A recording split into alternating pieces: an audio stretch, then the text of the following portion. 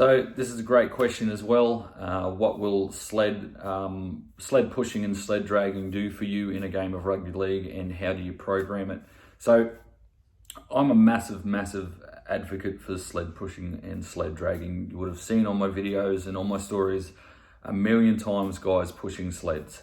So again, when we look at what we do on the field, okay, we are running forward. I know we're running sideways and backwards, and we accommodate for that as well, but predominantly we're running forward, so in a horizontal plane of motion. So that is what, if it makes sense to get stronger and faster in that plane of motion, correct?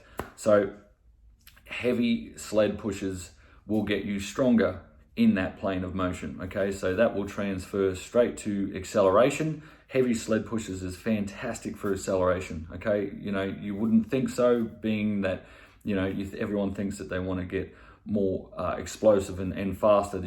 On the field, you need to train that way, and you do, but it's also a mixture of heavy things as well, okay? So getting stronger in those planes of motion. So getting stronger on a prowler sled, so anywhere from 10 to 20 meters max, pushing a heavy sled, and also recording your weight and building that weight up every time that you're on that sled, just like you would do with anything else, like bench pressing, squatting, deadlifting. You use that progressive overload principles on your sled work as well, and you will get stronger in that horizontal plane of motion, in that strength. How to get more explosive is using weighted sleds and broad jumping. Again, you're moving in that plane of motion, you're going forward. So that is the big difference between just getting stronger on squats. Now, come in season and pre-season and in season, we need to look at those movements that we use on the field. So then we would use more of those methods than we would in the off season. So for me, the programming that I do with my guys is, in the off season, we'll do a lot of bench, a lot of squat, a lot of deadlift, all your general strength movements. And then when we come to pre-season, in season, we start to really sort of switch over to, more sled work, more horizontal movements, get stronger in those movements, get more explosive in those movements. That's not to say that we stop doing squats, bench and deadlifts altogether. We don't. It's just mixed up, or I might just do those as an accessory movement. Now, how do you program sleds? You would program it just like you would, as I was saying just before, in a typical lower body session. I might be doing your barbell squat, which is your main lift. So that's the first movement you do after your warm up. You might do an explosive movement, and then you'll go into your heavy sets of squats. Now that's your main lift, and then everything after your main lift is your accessory movements. So you would simply just put the sled in as a main lift instead of barbell squats. Your main lift for that day is sled pushes or sled drags. So that's how I do it, and again, works extremely well. And then I might do some barbell squatting as an accessory exercise for higher reps or whatever. So with why you would move forward, why you would push a sled, I've already discussed that. Now, why would you drag it backwards? Many reasons. It's a fantastic way of blowing up your quads. So it actually is a pretty potent leg builder, even though a lot would argue the sled has no eccentric component to it, which is what usually builds muscle tissue. And I agree with a lot of those statements, but for some reason, I'm telling you, when guys get on the sled, their legs blow up. So despite it having an eccentric component altogether, and it doesn't do any real damage to build muscle, I'm telling you it does, especially the drags. It blows your quads up like no other. Secondly, a lot of it's the reverse drags with the sled is fantastic for front rowers, especially with that hit and spin component.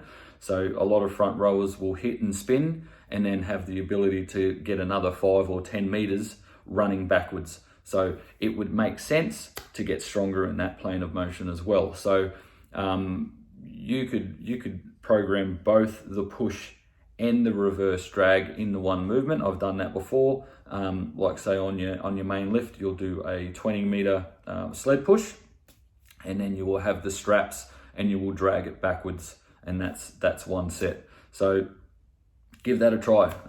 It is, look, to me, I get a lot of criticism over how much sled work that I do, but if you see any of the guys that I train on the field, the proof is there. The proof is there enough for me to back up what I claim and why I program those things. First of all, I've seen guys' acceleration from a dead stop, your first 5-10 meters go through the roof. And that is just purely from getting stronger in that plane of motion from sled work, because the more power and the more force you can apply into the ground, the further it's going to propel you forward when you take off. So the sled puts you in that perfect plane of motion. You've got to have your hands high on the handles though. If your hands are too low, you're not driving force and power into the ground, you're driving across it. So make sure your hands are nice and high, and it'll put you perfectly in that sprint mechanics that you need to develop explosive power. So yeah, there's that side of things. What I'd also like to add to that is the post-contact meters that getting stronger in sled work will do for you. So yeah, again, just makes sense. If you're stronger in that horizontal plane, you are going to get more post-contact meters. Okay, so and I see it all the time. So that's one of the other big things that I love about the sled. So yeah, building your explosive acceleration and obviously your post-contact meters. Now, the other great thing about it is that it is extremely safe on your lower back. Okay, so compared to heavy deadlifting or heavy squatting, sleds there's not much risk factor at all as far as like your lumbar spine goes.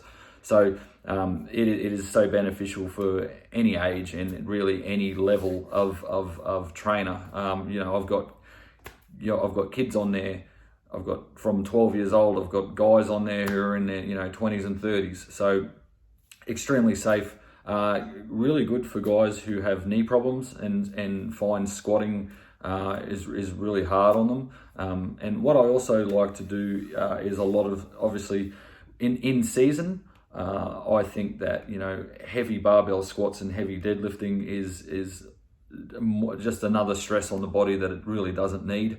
So most of the time I opt out for deadlifting in particular, and mainly barbell squats I will sit out in the in season and replace it with heavy sled work as well. Again, that's not to say that I get rid of them completely. They're just not a main heavy lift. But yeah, anyway, I can go on a tangent here. So I'll keep it straightforward and just keep it about the sled work. So yeah, I hope this video sheds some light onto why you would incorporate sled work and how to incorporate sled work. Anyway, I'll leave it there.